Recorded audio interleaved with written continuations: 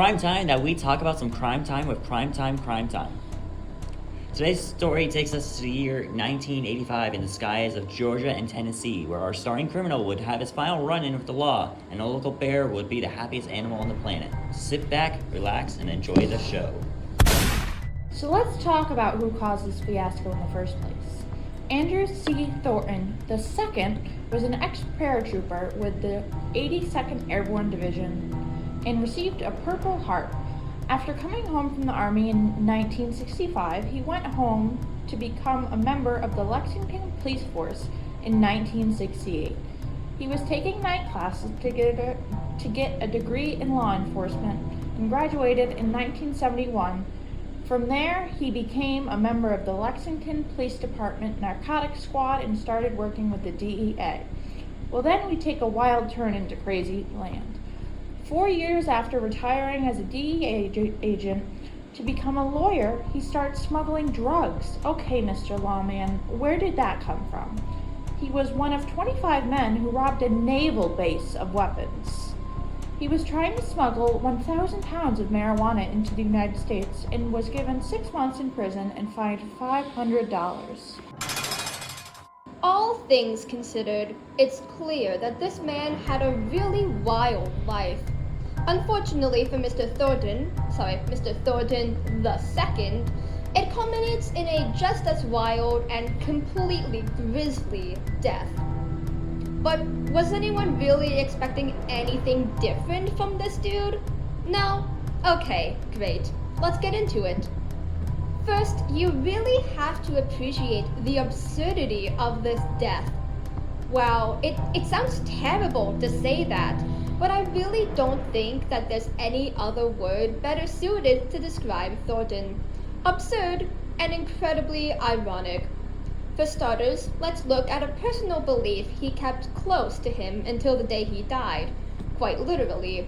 One of the pockets on his clothes held 3 epigraphs, according to the Washington Post article about his life and death.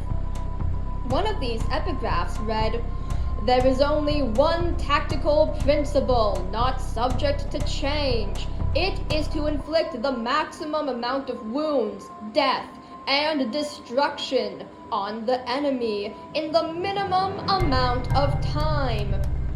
I'd say that falling from a plane onto a driveway definitely meets that objective. He also, like we said, was a trained paratrooper who died because of a parachute that failed. It's a little bit funny. When he died, Thornton probably thought he was well prepared for anything that could come his way. He was wearing a bulletproof vest as well as special night vision goggles, and he had with him a Browning 9mm automatic pistol, a .22 caliber pistol, and several things of ammunition. There was also survival gear, a stiletto, probably the dagger, not the high heel shoe, $4,500 in cash, 6 gold coins from South Africa, food rations and vitamins because you have to stay healthy while smuggling drugs, a compass, an altimeter, identification papers in 2 different names, of course, a membership card to the Miami Jockey Club, and the key to the airplane, and 34 football-sized bundles of cocaine. Oh, and the total amount of cocaine on the plane? Around 880 pounds. Unfortunately, most of that just became evidence in what's probably the weirdest case the police will ever see. But some became a very tasty snack for the local wildlife. Today's sponsor brings me to the skies above your home specifically to tell you about Raid Shadow Legends. 500 legends to collect, each with their own skill trees and millions of artifacts. That makes for trillions of ways to make your teams. How much is a trillion? That's a lot. Campaign, PvP, dungeons, faction wars, and the new Doom Tower. 120 floors of brutal carnage, secret challenge rooms, and 12 ginormous bosses, each significantly larger than Pablo Escobar. More on him later. If you put in our code, CRIMETIME, you get the free champion Pablo Escobar himself.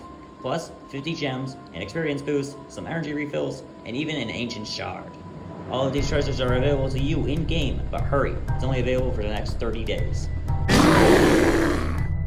So with the discovery of Andrew Thornton's body and the plane head for disaster, people were left with one lingering question. What happened to all the cocaine? Well, after weeks of searching through the Georgia wilderness, the Bureau of Investigation got its answer, and it was pretty grim. Deep in the woods of northern Georgia, search parties discovered the body of a 200-pound black bear surrounded by the tattered remains of over 20 bags of cocaine. I guess Yogi's picnic basket wasn't full of sandwiches, it was full of hard drugs. While the notion of a forest creature hopped up on speed is funny in theory, the reality is that this quote-unquote snow bear did not survive long enough to go on any wacky adventures. In the bear's autopsy report, 3 to 4 grams of pure cocaine were found directly in its bloodstream, and even more was found in the animal's stomach. Dr. Kenneth Alonso is on record stating there isn't a mammal on the planet that could survive that. The report stated that Pablo died of multiple causes brought upon by the drug overdose, including hypothermia, cerebral hemorrhaging, and several heart attacks. All things considered, this bear lived a hell of a life for about 10 minutes.